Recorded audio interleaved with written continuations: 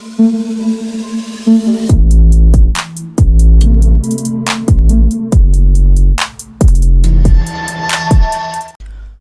selamat pagi semuanya buat seluruh komunitas di channel. Apa kabarnya buat teman-teman semua? Semoga kalian diberikan kesehatan selalu, teman-teman ya. Oke, teman-teman ya, di kesempatan kali ini kita akan coba untuk pantau market Bitcoin ya dan beberapa sentimennya. Nah, kalau saat ini sentimennya kita lagi nunggu jadwal FOMC ya, teman-teman, yang katanya sih ini tanggal 6 sampai 7 Mei ya sekarang, 2 hari ke depan. Nah, apakah nanti Federal Reserve atau The Fed ini akan memangkas suku bunga atau mempertahankannya gitu, teman-teman ya. Nah, sebelum nanti kita akan untuk membahas itu ya, dan nanti mungkin kita juga akan cek ya bagaimana price action dari Bitcoin. Yang pasti ketika nanti ada penahanan suku bunga, otomatis dong ketidakpastian market pasti terulang kembali. Jikalau nanti memang ada pemangkasan suku bunga, ini merupakan hal yang cukup positif untuk bisa nge-push harga dari Bitcoin. Itu ya, seperti itu. Begitupun juga kebalikannya. Nah, sebelum nanti kita akan coba untuk ke situ, kita akan coba cek-cek dulu nih ya market dari cryptocurrency saat ini.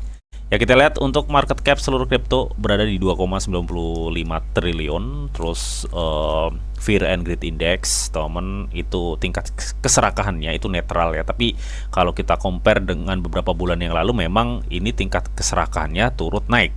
Terus kalau kita cek juga ada pertumbuhan positif untuk altcoin sessionnya, teman ya. Ada pertumbuhan di 22 poin ya dari 100 poin. Kita lihat Bitcoin mengalami pertumbuhan 0,04% ya, ini dalam kurun waktu 24 jam, teman ya. Di sini Bitcoin ada di sekitar 94.482. Bagaimana untuk altcoin ya? Gue pikir altcoin dalam kurun waktu 1 minggu ini mengalami pertumbuhan yang cukup lumayan sebenarnya, teman ya. Tapi memang nggak semuanya, hanya beberapa saja. Karena kita lihat indeks dari altcoin sessionnya itu meningkat. Ini seperti itu. Tapi meskipun begitu, kalian jangan senang dulu ya, bahwa meskipun dari indeks dari altcoinnya itu meningkat, kalau kita cek coba ya dari dominance Bitcoin, apakah masih lumayan tinggi atau enggak gitu, teman. Nah, kalian bisa perhatikan, meskipun ada beberapa altcoin meningkat, dominasi Bitcoinnya itu masih tinggi banget. Ini bahkan tumbuh 1,93% ya. Ini tingkatnya saat ini 63,9%, cuy. Artinya apa? Artinya seluruh market cap yang total jumlahnya tadi 2, berapa triliun ya? Berapa coba kita cek nih, 2,95 triliun. Itu 63,9% itu market cap dari Bitcoin. Jadi artinya kalau ini nanti misalkan ya pertemuan FOMC ini yang akan ngebahas mengenai suku bunga, akan ada penahanan atau tidak ada pemangkasan suku bunga, ini hati-hati banget. Ini harga aset-aset beresiko seperti Bitcoin akan tergelincir. Jikalau Bitcoin tergelincir melihat dominasi Bitcoin secara market cap itu 63,9%, berarti ini akan ada tekanan yang cukup signifikan atau akan ada diskon untuk altcoin, teman. Jadi lo harus hati-hati ya. Ini gue bukan nakut-nakutin, tapi jikalau ini nanti kebijakannya memang menahan suku bunga atau menaikkan suku bunga gitu, teman ya, itu akan sangat-sangat berdampak gitu, teman. Sangat-sangat berdampak ya. Kita perhatikan aja news-newsnya nanti gitu, teman ya. Nah, melihat dominance Bitcoin seperti ini ya, lebih tinggi daripada altcoin, ini cukup agak rawan ya. Karena rawannya yaitu tadi, kita back to sentimen ya, teman. Ketika sentimennya itu kurang bagus, otomatis aset beresiko seperti Bitcoin itu akan mengalami penurunan dan dampaknya altcoin lagi yang kena diskon. Ya, jadi hati-hati, jadi hati-hati ya. Jadi meskipun saat ini kan lagi diskon, Bang. Iya, saat ini lagi diskon, tapi tunggu dulu ya. Wait and see dulu, teman. Kita akan melihat perkembangan marketnya seperti apa. Oke. Melihat kalau kita lihat infonya ya, ini kan Federal Reserve ya atau The Fed ini nanti akan mengadakan pertemuan ya sekarang sampai besok ya, tanggal 6 sampai 7 Mei. Yang dimana akan ngebahas mengenai apakah ekonomi AS memang harus dipotong suku bunganya atau dinaikkan suku bunganya atau malah justru ditahan suku bunganya gitu, teman ya. Nah, ini gue juga masuk nih idtradingeconomic.com, teman ya, dimana ini adalah hasil dari indeks harga konsumen atau CPA ya temen ya, dari AS.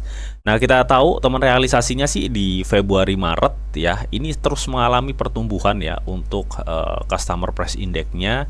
Ya, artinya apa Bang? Artinya berarti kalau CPI-nya itu naik, berarti inflasi di AS itu lagi gede gitu ya, lagi gede.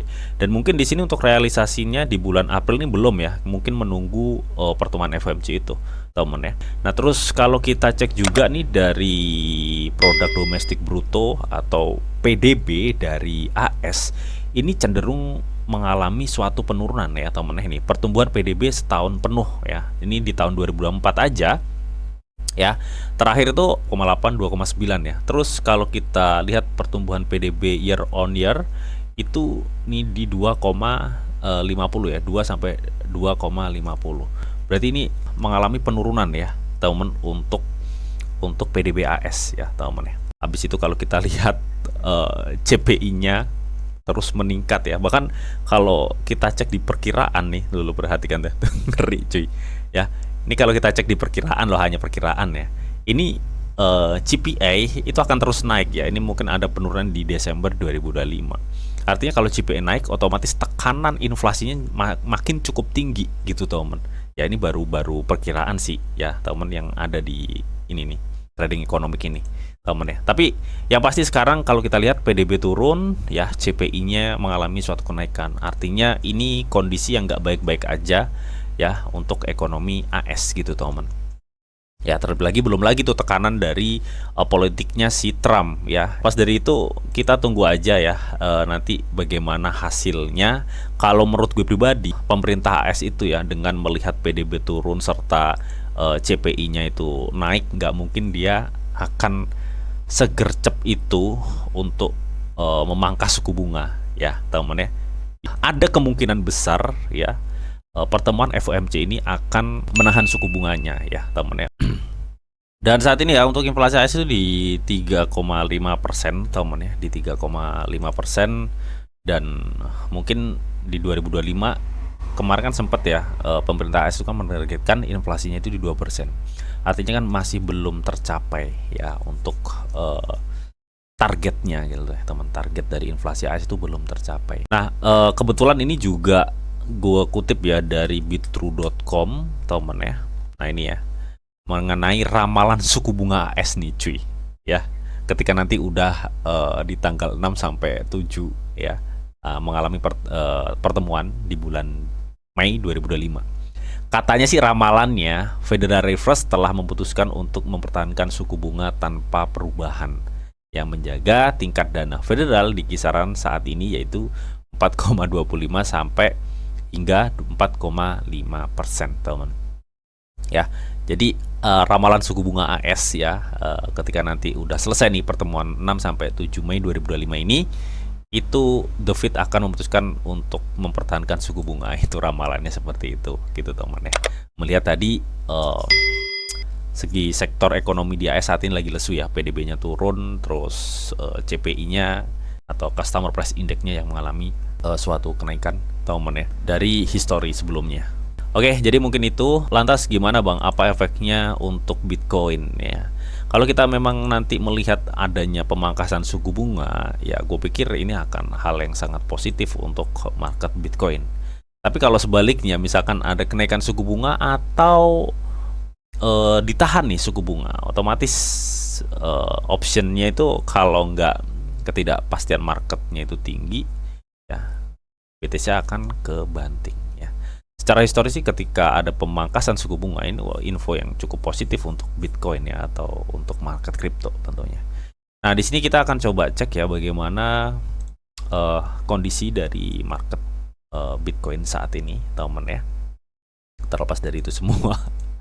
Nah, kita lihat teman ya bahwa dari kemarin memang sepertinya ya market Bitcoin atau orang-orang pemain kripto itu sedang wait and see sih yang gue lihat ya. Jadi menunggu nanti keputusan FOMC itu seperti apa gitu teman ya, karena ini sangat nantinya akan bisa mempengaruhi pola-pola pergerakan dari Bitcoin itu sendiri.